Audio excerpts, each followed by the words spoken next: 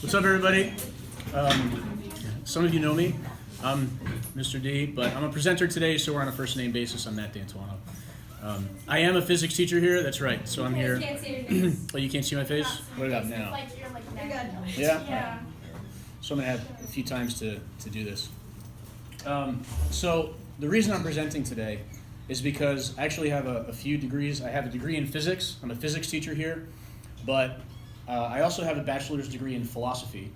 And I'm working on a master's degree in philosophy. And I've written a few books. I've got a YouTube channel, all that kind of stuff. And so this is kind of like a general introduction. If you have me as a teacher, I apologize. Or if you're in philosophy club, I apologize, because this is going to be like a repeat of what we do on Fridays. But I get a lot of feedback. People say they like it.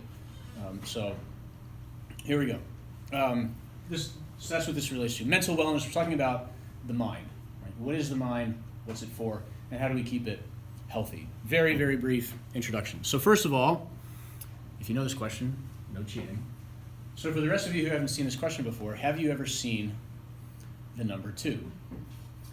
And I'm not talking about poop. Right? I asked this question one time and someone was like, yeah, I saw it in the toilet this morning. Right? That's not what I'm talking about. I mean the number. Have you ever seen the number 2? Right? No cheating. You know the answer to this. Anybody else? Have you ever seen the number 2? Seems like an obvious question. Have you seen the number 2? Yeah, right, of course you've seen the number 2, right? Where have you seen the number 2? Yeah, there's a 2 on the board over there. 2, like this. 2. Right. Is that the number 2? Yes. Well, I've got news for you.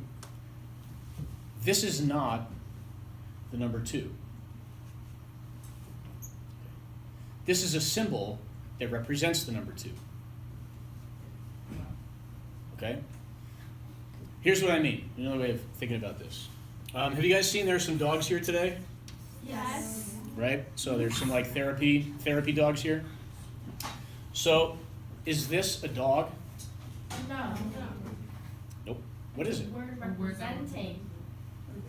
This is a word that represents a dog. Very good. This is a symbol, right? And it symbolizes dog, like a dog. Now, this can actually symbolize a couple of things. It can symbolize a dog, like a physical dog, like you see in the hallway. And you've all seen dogs. But the other thing is, there's not a dog here right now, but you can think of a dog, right?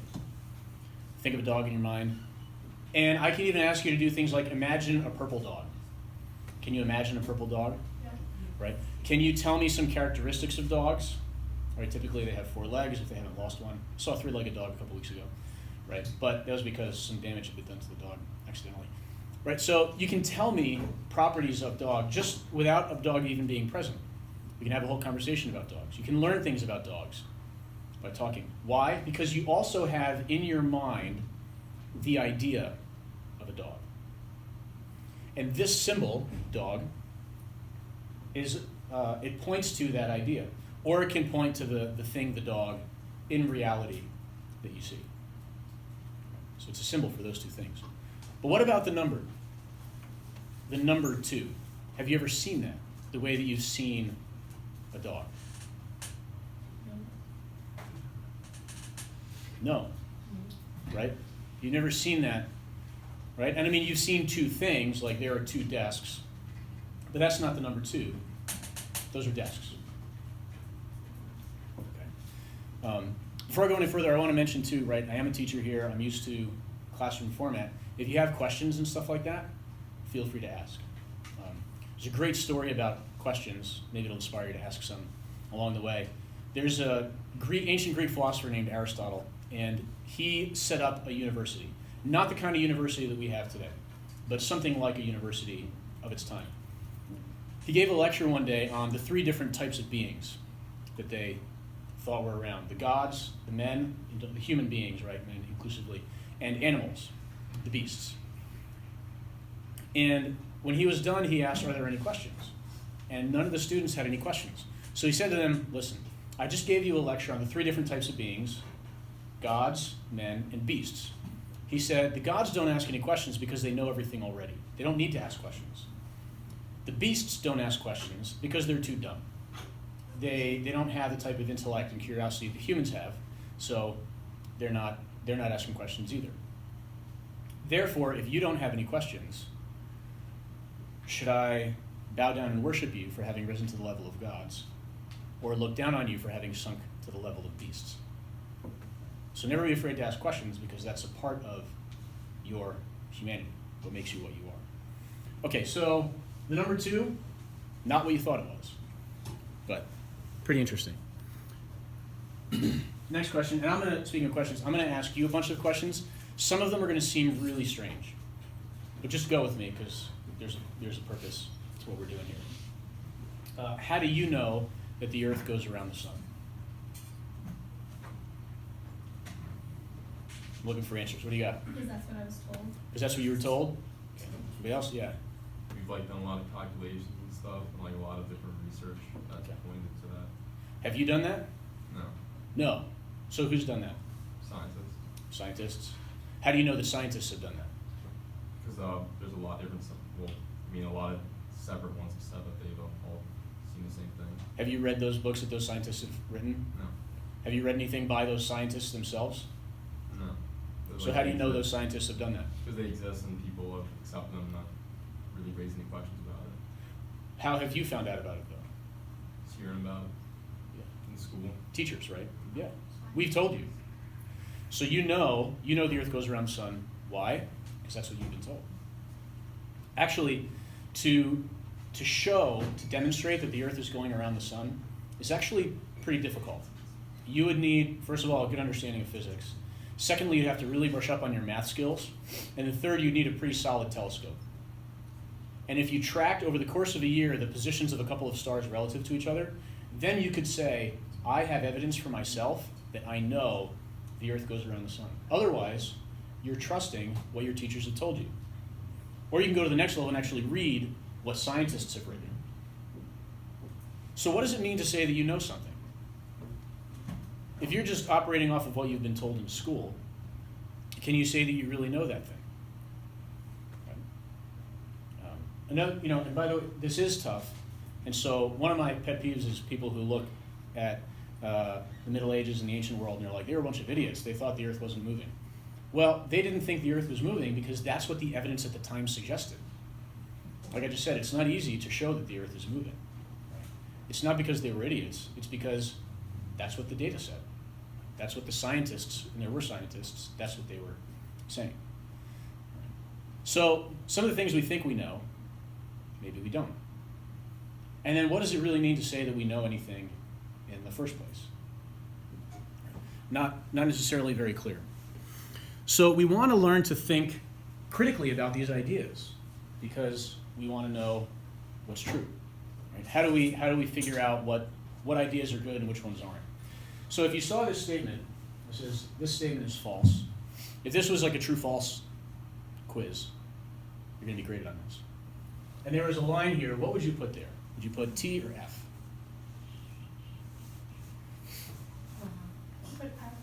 F, okay. Anybody else? Who would put a T next to this? Who would put an F next to this? Okay.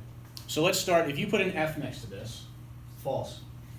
The statement says that it's false. And so if it's false that it's false, then that means it's true. But if it's true that it's false, that means that it's false. Right? So, wait a minute. What's going on here? So again, we have to, sometimes it takes a second look. But when we think critically about some of these ideas, we realize that some of them don't make any sense. This looks like a statement, you read it, and you think you understand it right away. Okay, interesting. But when you think about it further, what you realize is that this is what we call a self-refuting statement. It cuts off its own legs. Okay? It refers to itself, and it negates itself. This actually isn't even a statement. This has no content. You might as well be saying like blah, blah, blah, blah, blah. And I have here a whole list of these types of statements. If you happen to be at Philosophy Club last Friday, and we do have a Philosophy Club here. It meets, actually we're meeting Monday. And email me and get information about that. So on this sheet, there's a whole list of statements. Ian Moulton, if you're in the building, please report to the main office. Ian Moulton, if you're in the building, please report to the main office. Okay, so the first statement is this one. This statement is false. The next one, there is no such thing as objective truth. Okay. In order for this statement to make any sense, there has to be such a thing as truth. But this statement is saying there is no truth. So it's like there's no truth. Well, what about that statement? Is that statement true then? Because if there is, then there has to be some objective truth. Here's one of the main problems here. This statement, this is actually expressing a really common idea today. It's not uncommon for people to say things like, make your own reality, live in your own reality, right? There is no truth. Truth is relative. All of those things imply this statement. But then, in order for those statements to be true, there has to be truth. But again, this is a common idea today. We're so afraid of offending people that we've just given up on the idea of truth. But that itself is irrational. It's an irrational idea. The next statement, I'm a physics teacher, so I run into this a lot. It says that science is the only way to know what's true. Sometimes you'll hear somebody say something like, well, it's not science, but blah, blah, blah. Or it hasn't been scientifically proven yet, but, and then they say some statement, as if science is this realm of knowledge. That's the only real true knowledge. Everything else is just kind of wishy-washy. Right? But here's the problem. This statement is not something that science can test. This itself is not a scientific statement. This is actually a philosophical statement about science. Right? If you imagine, like, if this circle is science, these are all scientific statements, then this statement is actually over here. It's a philosophical statement about science. But the statement says that this is all that counts. And so what it's saying is that the statement itself doesn't count. Again, very common idea today, but it's irrational, and it doesn't make any sense. Sometimes discovering something new is really cool, right? Like about the number 2, the nature of that. But sometimes it's unnerving because we're going to be talking about, or we might not today, but sometimes philosophy gets to ideas that are really close to us. And it hurts to realize that some of the things we thought we knew turn out to not be true. So this is an interesting process when you learn to start thinking critically about these ideas. Right? Okay.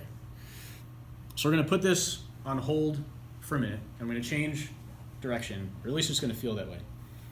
I want you to answer this question. Imagine for a minute that you have all the money you could ever want. Right? You're going to get to build a mansion. What are you going to put in your mansion? Right. What do you put in your mansion? Go ahead, tell me. What goes in there? Fur rugs. Fur rugs. Real fur rugs. That's right. Okay. Oh my God, here we go. So let's go beyond that, right? You're building your own mansion. So what else? I mean, obviously, like the gold lion statue. Well, yeah, the necessities, kitchen, but what kind of kitchen? Like just run-of-the-mill kitchen? Indoor pool. A completely stainless steel kitchen. All right, right? Commercial grade. You get your own chef. That's a really good answer, like your Pinterest board. Yeah, like Solid gold, silver. Yeah, Pinterest board. Solid gold silverware. Okay, what else? You get to put anything you want in the mansion. Shh, shh, shh. Yes, food. I would hope. Okay. Movie theater. IMAX movie theater. What else? Dave & Buster's in your mansion. What else? A zoo. Yes. Might get a little stinky, but we'll pay people to clean it up. a chocolate lab and a pit bull. Okay, some dogs, right? I was doing this activity recently. Someone said a puppy room, like a room just full of puppies, Oh my God. right? He's gonna clean up after Water park? Who wants a water park in their mansion? Cool, right? Yeah, elevator, slides, you name it. What's that? Like a room for every single one of my friends. Good. So you can send them to their room and then deal with them. That was like cute. Like one of my friends. No, I'm just using All right, cool. So, Okay, so let's come back for a minute. So there's no limit, and you'd put the coolest stuff you can imagine in your mansion, right? Now the questions are going to get really weird, but I'm going somewhere with this, I promise. So stick with me. Let's say for a minute that the town where you have built your mansion comes to you, and they say, "Look, our commercialized culture is producing literally hundreds of thousands of tons of trash. We need some place to put the garbage. Can we put it in your mansion?" What would you say?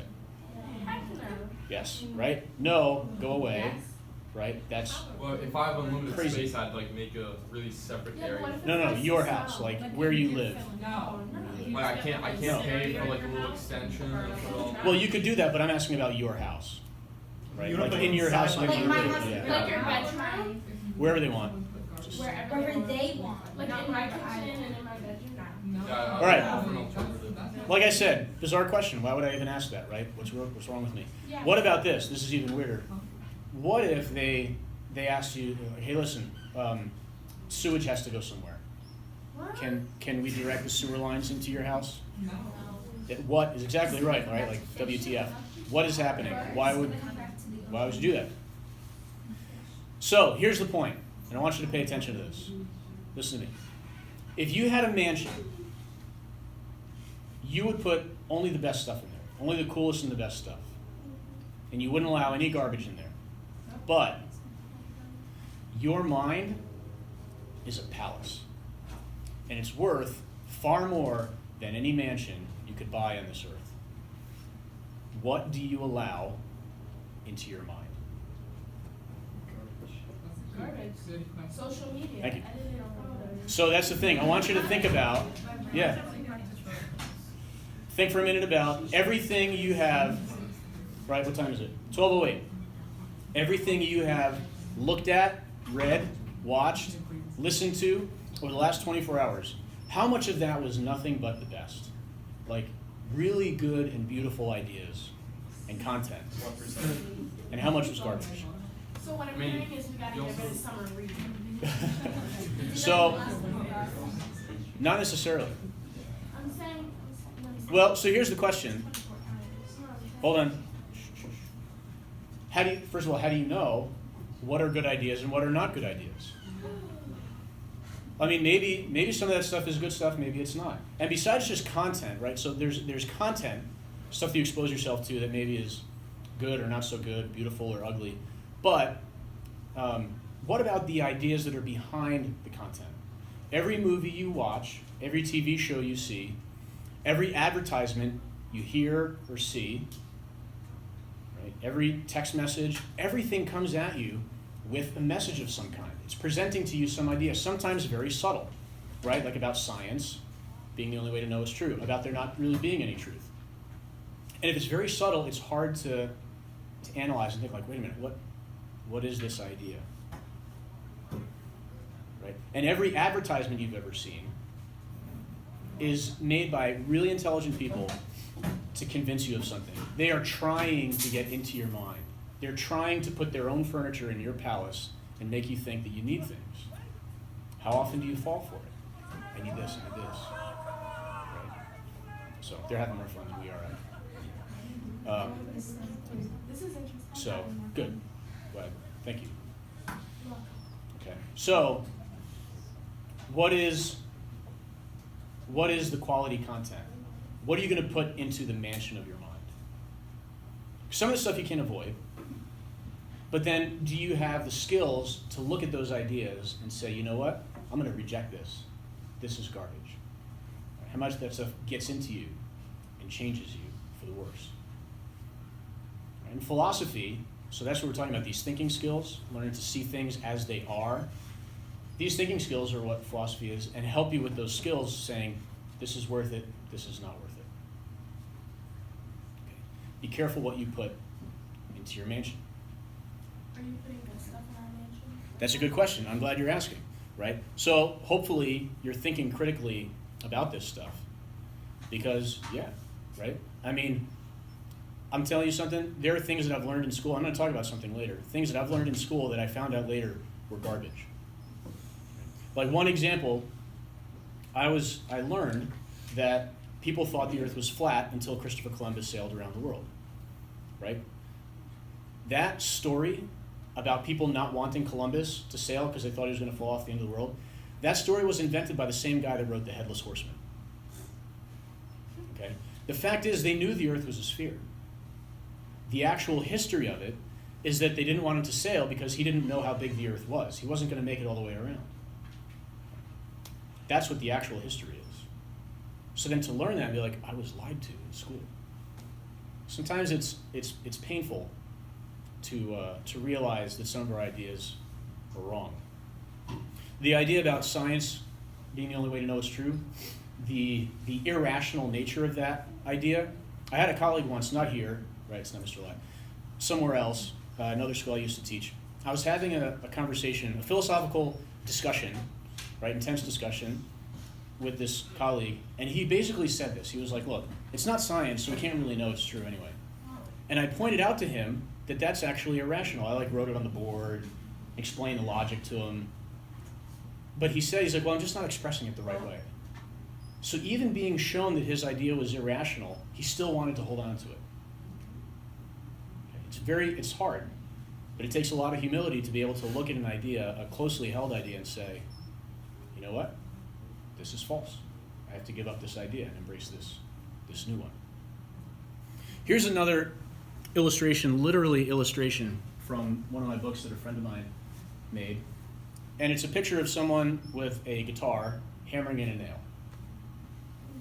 How's it going to go with that guitar? Is this what guitars are for? Nope. Right. What's this guy going to think about guitars when he's done? Let's say he's never seen a guitar before, he doesn't know what they're for. What's he going to think about guitars after failing? Right? He's going to be like, what are these for? They're useless. But if you put the guitar in the hand of a virtuoso with the guitar, you'd be amazed with the beauty of the music that could be produced. That's what a guitar is for. But if you use a guitar for something it's not made for, you're going to damage the guitar. You're going to damage that instrument. Your mind is an instrument. And what is that instrument for?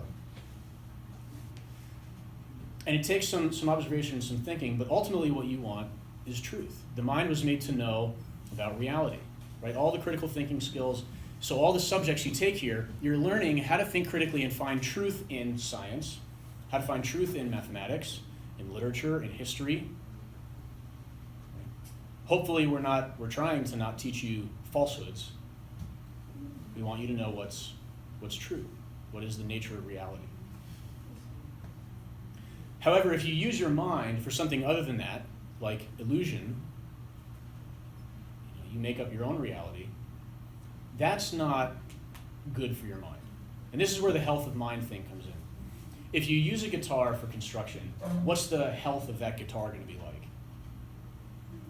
Would you call that a healthy guitar after it's been used to paint and hammer in nails, right, and take down walls and stuff like that? No, I think it's going to be a disaster.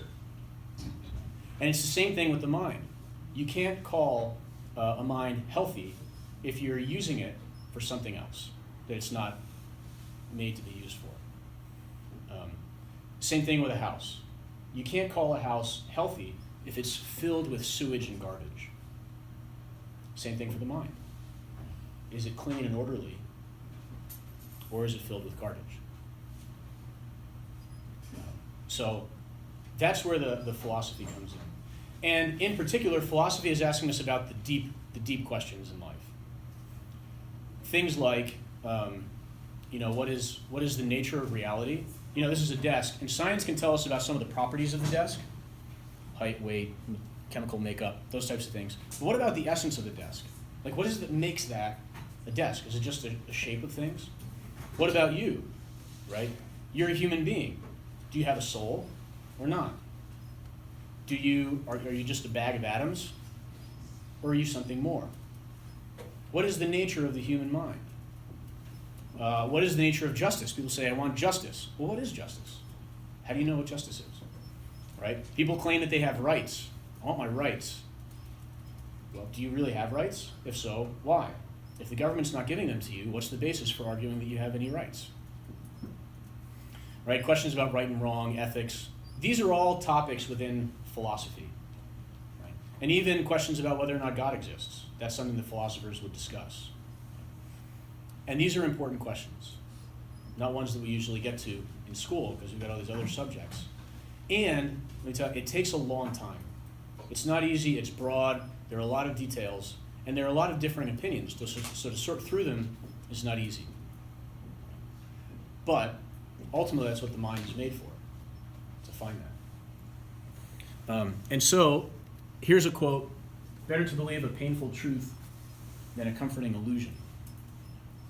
True or false? You know, what would you say to this one? False. True? Okay. True. You guys ever hear the phrase, ignorance is bliss? Yes. Yeah. And there is some comfort in being ignorant of things, right? If there's some disaster happening and you don't know about it, is it bothering you? What you don't know can't hurt What you don't know can't hurt you. you, right? If you're in a relationship with someone and you really like this person and you're so happy to be in a relationship with them, but it turns out they're cheating on you, you don't know about it, so it can't hurt you, right? See, all of a sudden, when it starts getting closer to home, that comforting illusion is not so comforting after all. And when we're dealing with the very structure and nature of reality, we're dealing with your very self. And which one of these is the mind made for? The instrument of the mind was made for which one? Illusion or truth? Right? And I realize too, some people, it's like, well, what is truth, right? And it's a good question. But it's actually very, very simple. In fact, Aristotle defined it in a way that in English, it's one word, one syllable words. That if you say of what is that it is, or of what is not that it is not, is true. Here's what that means. The nature of reality, the way something is, if your statement matches with that, it's true. If your statement doesn't match with that, then it's false. Okay. Now that's easy when it comes to things like what's the color of the board, the desk, the nature. And with science, it's a little easy as well because you've got things that you can measure and you've got numbers you can work with. It seems more objective. But when we start talking about things like the nature of reality, the nature of the human soul, right and wrong, God, those things, then it's like, wait a minute, isn't that a matter of opinion? Right? That's not really true or false. Right? That's what we would tend to think. Now, I want to address this idea of fact and opinion because what I'm about to say is going to contradict what you've learned in your education. This was another thing for me that I learned, fact and opinion, right? You get like these worksheets, and you have to identify fact, opinion, these different statements. And so here's an example.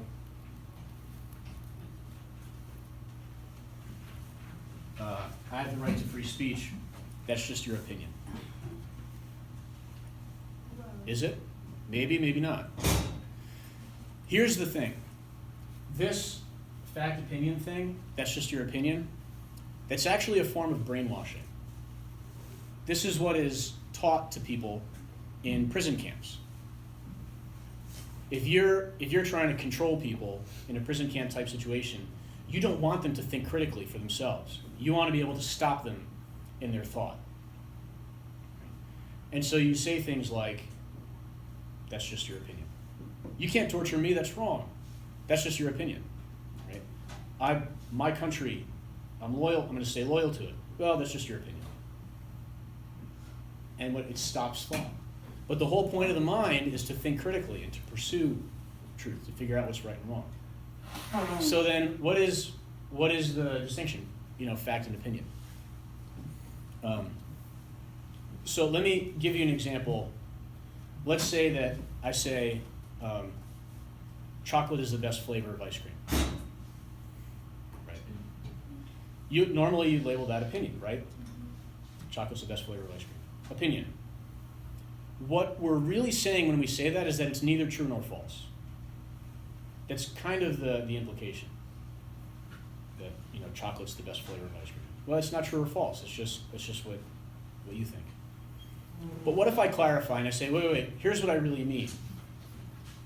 I clarify and I say, what I really mean is chocolate is my favorite flavor of ice cream. Is that a factor in opinion? Right, it's a factor. Or maybe it's fiction. Maybe I'm deceiving you about my flavor preferences with ice cream, right? I know, right? I'm actually like strawberry. But actually I do like chocolate quite a bit. The statement, once it's clarified, it's either true or false. Because the statement is vague, that doesn't mean that it's not true or false. Ultimately, every statement is either true or false. I have the right to free speech. That's either true or it's false. Or it's meaningless because rights don't really exist. Like the other statement before, the statement is false. It wasn't true or false, it was just a meaningless statement. What is it that we mean when we say this? Right. So then what's an opinion? An opinion is what you have regarding the motion of the earth. You don't really know it for yourself. Right. And I discovered this, I was reading Plato, ancient Greek philosopher, and he's making these distinctions between types of knowledge. And he says knowledge is when you know something and you know that you know it. You can support it with evidence and your own reasons. If I like chocolate, I would know that because it's about myself. That would be knowledge for me. And then if it's true, that's a fact. So the real distinction is fact fiction. And then the other distinction is knowledge versus opinion. If you could go and do the telescopic observations and you could do the calculations, you could say that you know for yourself that the earth goes around the sun. Otherwise, if you're just having gone off of what your teachers say, then that has to remain at the level of opinion for you. And then if we're not talking about something like the earth moving or chocolate preferences, we're talking about things like the meaning of life, whether or not God exists, whether you have a soul or not, right? The nature of right and wrong, justice, beauty and goodness. Then you're talking about some pretty important things. And in the end, there's either truth or falsehood about it. And so what I'm trying to do is to give you a couple of tools to address a couple of different ideas and misconceptions that'll help you understand what really is critical thinking, right? What does health of mind really look like?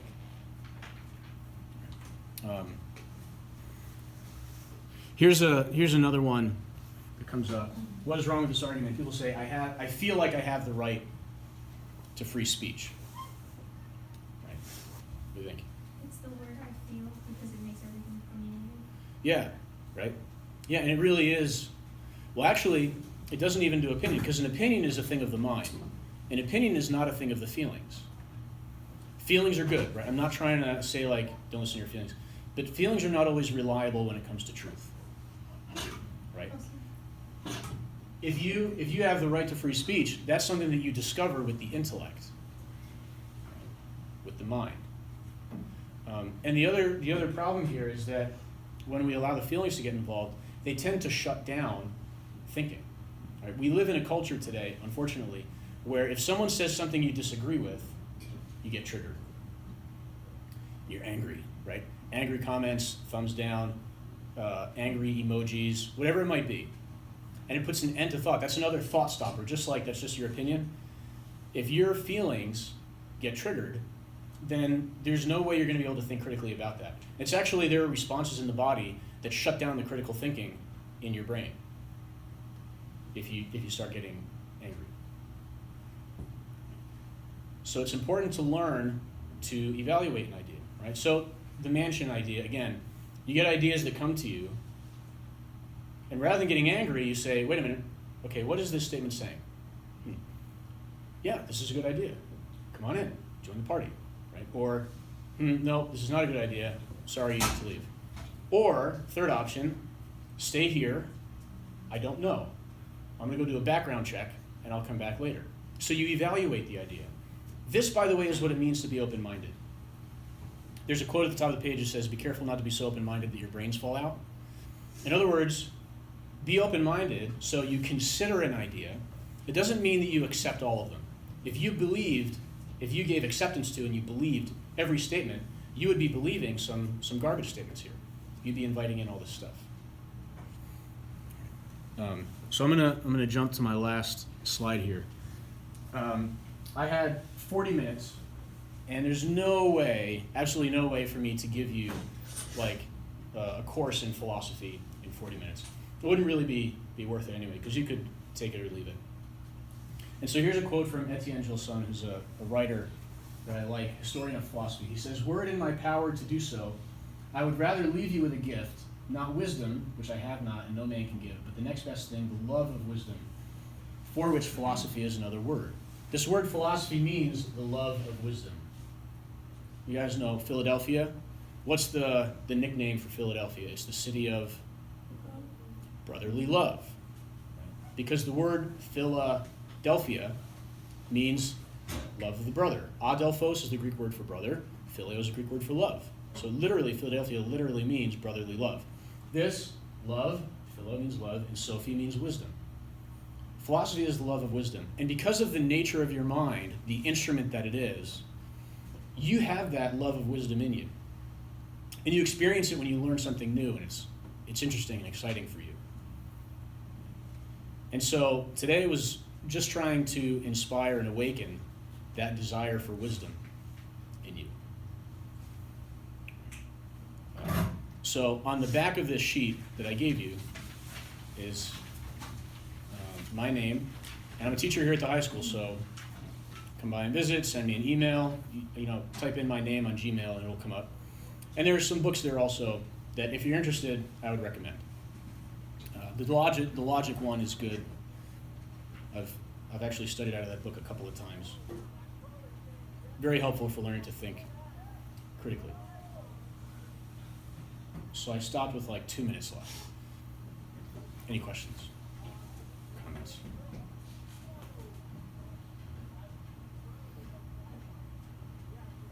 Yeah. What made you interested in getting a degree in philosophy? Philosophy. Part of it was when I was getting my degree in physics, I had a friend who I started hanging out with, and he was asking me all these questions and kind of challenging what I believed. And so I started kind of waking up to it, and then I started investigating ideas more, and I realized that what I was engaging in was philosophy. Read more about philosophy. And so I was teaching at the time, and I was taking classes at William Patterson. I got my philosophy degree that way. And now I've continued with an online program. So it's awesome. It's awesome. Yeah. So did nobody know that nobody thought the Earth was flat when Columbus was around? There may have been a couple of people, but they all knew. Here's a piece of evidence for this, right? Any of you ever read, actually, you've got to be educated to know this, The Divine Comedy by Dante, right? Dante's Divine Comedy, written in the 1300s, at least 100 years before Columbus. If you look at that, the whole structure of the Earth is spherical. It's a sphere, and that's written in the 1300s. Back in ancient Greece, 300 BC, there was an ancient Greek guy who calculated the circumference of the Earth. All of the educated people at the time knew that the Earth was a sphere. That was just known, right? And there may have been a couple of people who thought it was flat, but they were not the educated people, and they certainly weren't the majority. So, yeah. Thank you. Okay, you guys should go. Have a nice day.